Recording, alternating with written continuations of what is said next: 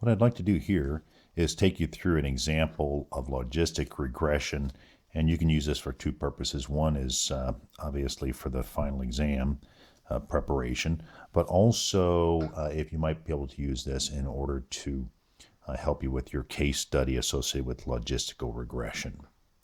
Let's take this from the top. Here you have this, it's a Simmons, it's a department store.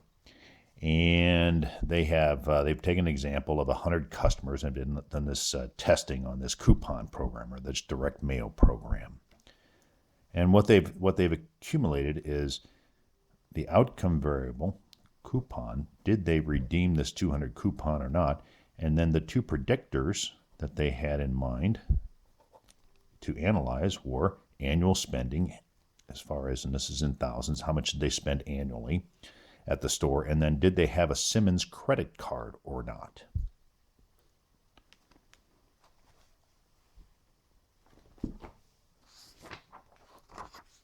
So as you may recall from the discussion in the handouts from class, right, is you're looking at an equation, or not equation, you're looking to find an equation that explains this logistical S-curve. And you have your X and Y as normal. But with dichotomous outcomes, you can see an S-curve to put a line that's best fitting through that data set, especially if you're at, here's the data set like this, so there's all these data sets up here, right? So that's 1, and this is 0, correct?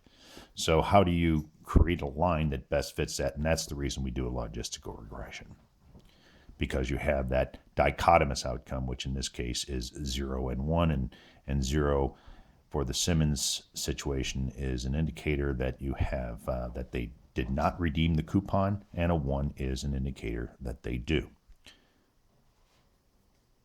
And here is the actual mini-tab output, and you'll see primarily 3 sections that we'll take a look at. Actually 4, but this kind of verifies, the first section verifies your N value, or your sample size. The second one goes to the actual variables in the overall regression model, whether it is significant or not, or they are significant or not if you're looking at the independent variables.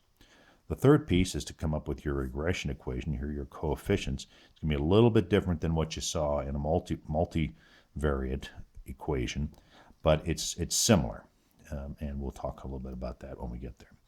The final piece is, because we're working with logistical regression, we have to talk about an odds ratio. And the reason we have to do an odds ratio is because with the multiple regression equation, as you recall, you had y is equal to, let's say with your y-intercept was 4 plus 3x plus 2x. Okay? And you were able to go in and immediately say, well, for every x increase in x sub 1 holding x sub 2 constant, there would be a 3-unit lift in y. Well, that doesn't work in a regression or logistical regression sort of environment where you have a dichotomous outcome of 0 and 1.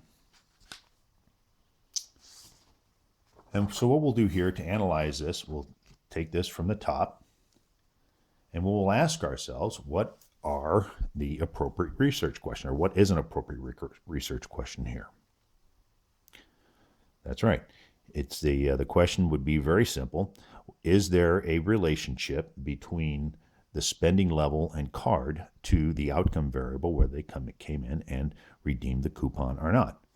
So your null hypothesis, and this is where it's very similar to multiple regression in absolute respects, is you have beta sub 1, which is the slope associated with the variable spending, equals beta sub 2 is equal to 0. And when you have the 0 in there, there's no slope, and therefore you would say that there is no relationship. Conversely, your alternate hypothesis would say there is a relationship. And in that case, this is HO. In that case, your H sub 1 would be beta sub 1 does not equal beta sub 2, does not equal 0. And if you find this condition, then you would go with the alternate hypothesis. So we have this material here, and as far as the output from Minitab goes, and the relationship, just to kind of quickly show the causal model, and this is where it's again similar to multiple regression, is you have your spend level in thousands, and you have, do they have a credit card or not, a Simmons credit card or not, yes or no, and these would have a causal effect on, did they redeem the coupon? Yes or no, 0 or 1. And that's, again, that's why they call it dichotomous, where 0 means they did not redeem it and 1 means the customer did. Going down the list, is the overall model significant? And if so, at what level? Is the overall model significant?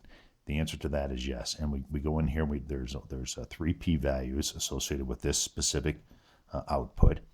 And here you would look at the overall regression equation. So you would say that this model is valid at a sig level of p dot, or sig of 0.001. And then we also report out the chi-squared of 13.63. That answers that question. Are each of the independent variables significant? Well, the way you find that is you come in here and you have spending and card. And so each of those clearly is significant because the critical value, or the critical p-value that we set up, was 0.05, so it's less than p.05. And in each case of these, it is. And so you would say that each of those variables is significant as well. And the spending, by the way, would be significant at sig.006, and card would be at 0.001, or 0.011, I'm sorry. Write the logistic regression equation. Here's where it varies pretty significantly, or a lot, from what you've seen before, but it'll look the same when you get it written out. Essentially, you're looking at y hat is equal to, this is the difference, is where you're exponentializing the actual equation, the regression equation associated with this logit. And this is the logit function associated with a dichotomous outcome. And so you go E, and here's where it starts looking exactly the same again.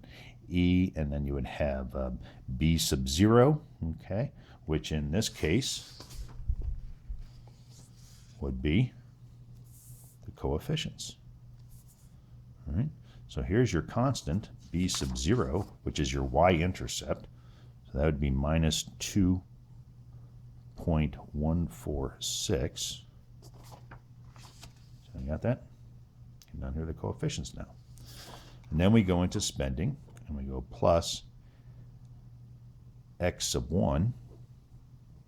And we've declared x sub 1 as spending, so that would be 0.342 as its slope. And then you would have 1.099 x sub 2. And that was from here, down here in this coefficients section. And then x2, and then you'd have to put a little error in there as normal. And then what you do in the denominator is you come in, you repeat it, but you still need to exponentialize it. Plus 0.342x1 plus 1.099 x2, and then you'd put a little error in there again. So this becomes your logistical regression equation based upon the coefficients, the constant being the y, or the b sub 0, and the spending and card being x1 and x2 respectively. That's the logistic regression equation. So now you come in, you ask yourself, okay, do you accept or reject the null hypothesis? Well, you've already determined that the overall equation is significant. You know that the spending and card are both significant. So clearly you would reject the null, and you'd come back and accept the alternate, and you would conclude that indeed the spend level and whether they have a credit card, a Simmons credit card or not, does influence the outcome variable Y, which is, do they redeem the coupon, yes or no, 0 or 1.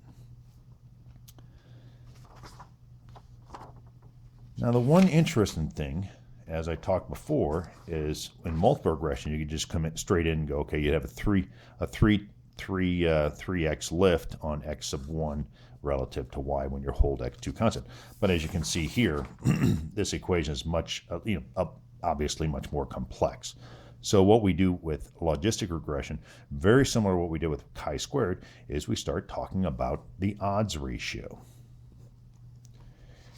And what they provide you here is the odds ratio for spending of 1.4073 and an odds ratio for, do they have a credit card or not?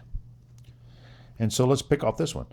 Basically what this says is the odds ratio is they're 3 times more likely, okay, 3 times more likely to redeem that coupon if they had a Simmons credit card.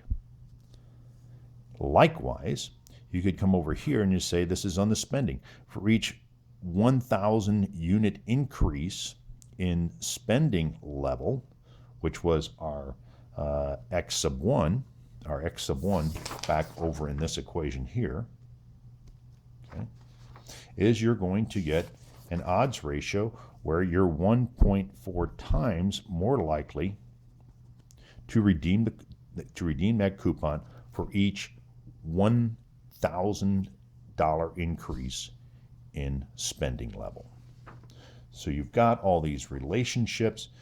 The other thing you can do here, kind of an interesting side note, and you'll actually have to do this in your case as well. So you can say, okay, well, what if I had an odds ratio? What would be the odds of, if I wanted to calculate between, let's call it 5 and 2, okay, $5,000 and $2,000. What kind of odds ratio would I get there? All you would do is you would put in a 5 minus 2 is 3, okay, that's the difference, and you would put that into your equation. Right? And so you would come out with, if you put that into this whole equation, you'd come up with a 2.79.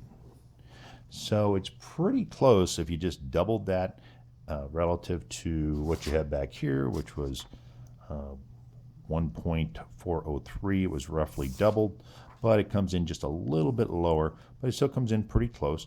So as you went from 5,000 to 2,000, okay, that was a $3,000 lift. Your value became 2.79. Okay, and then what is the business implications and recommendations? The business implications and recommendations here is that you would, based upon your findings, you would determine that if you want to go after those customers, clearly you want to go after customers that are high spenders, and you want to go after customers that have that the Simmons credit card, because they're more likely to redeem the coupon than if you didn't have the coupon or if you spent less, as you determined by the odds ratio in the overall equation itself. That concludes the discussion on logistical regression. Thank you.